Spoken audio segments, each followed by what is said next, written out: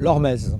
L'hormèse, donc, la capacité à s'adapter à un stress journalier. L'objectif, c'est d'augmenter sa vitalité. Comment? Par le chaud, le froid, par le jeûne, par la respiration et par le HIIT, le sport à haute intensité à intervalles très très courts. Ce sont vraiment les portes que je préconise, il y en a d'autres bien sûr, mais ce sont les portes que je préconise pour aller vers l'hormèse. L'objectif de l'hormèse, dont on va parler maintenant, c'est d'amener la vitalité à son maximum. C'est de l'amener vraiment là où on ne soupçonne même pas la possibilité. Mais pour ça, il faut comprendre déjà comment ça fonctionne. L'homéostasie. L'homéostasie, c'est la capacité qu'a le vivant à se régénérer de lui-même lorsqu'il est laissé au repos. Prenez l'exemple d'un animal blessé, très souvent il s'en va dans un coin là-bas, il reste tranquille et vous le revoyez 1 ou 2 jours après, il pète le feu, il est impeccable, il s'est régénéré.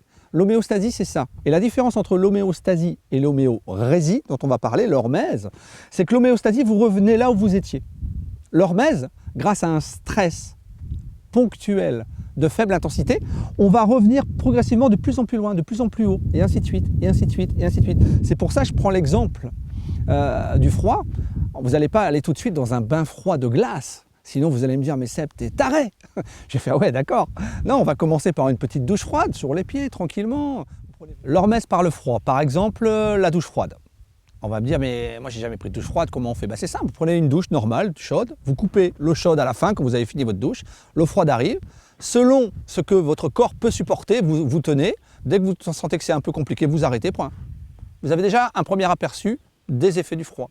Le chaud, l'hormèse par le chaud. Il y a plein d'exemples. Il y a le sauna, chaleur sèche, le hammam, chaleur humide. Et pour les gens qui ont envie d'aller un peu plus loin, aussi bien dans le côté physique, physiologique, psychique que spirituel, il y a les huttes de sudation. L'hormèse par le jeûne. Là, c'est un sujet qui commence à être connu en France. Il y a le jeûne hydrique et il y a le jeûne sec. La différence, on boit de l'eau ou on ne fait rien. On boit rien, on mange rien. Et le jeûne, pour se régénérer, pour faire reset dans le corps, c'est franchement extraordinaire. Alors le jeûne, ce qui est important de savoir, c'est qu'il y a plusieurs façons de jeûner. Il y a le jeûne court, il y a le jeûne long. Le jeûne court, il est préconisé pour booster l'organisme. C'est vraiment quelque chose de super. Par exemple, on arrête de manger à 8 h le soir, on ne fait rien jusqu'au lendemain.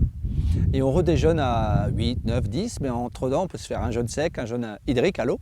Ça, c'est vraiment génial. Des petits jeûnes comme ça, ce qu'on appelle les jeûnes intermittents, c'est vraiment extraordinaire pour redonner la pêche. Après, il y a le jeûne long, qui pour moi est plus curatif. Il est plus, on va dire, on va vraiment aller sur la santé, la longue santé. On va aussi aller sur la santé psychique. Parce que lorsqu'on fait un jeûne long, on nettoie son corps, mais on nettoie aussi ses corps. C'est assez extraordinaire.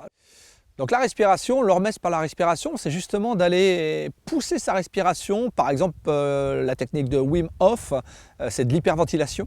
Et ça vous permet de découvrir des capacités, d'augmenter ici la capacité adaptative des alvéoles. Et c'est absolument extraordinaire, mais testez, vous verrez. Le HIIT.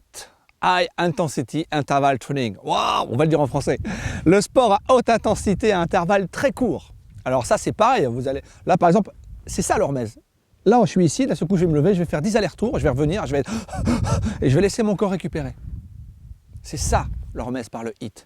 Alors souvent, parce qu'on fait des stages, on fait des coachings, j'ai des personnes âgées qui me disent « Ouais, mais nous, on a 80 ans, on ne peut pas faire de HIIT. » Mais si, vous pouvez faire du HIIT quand vous montez vos courses.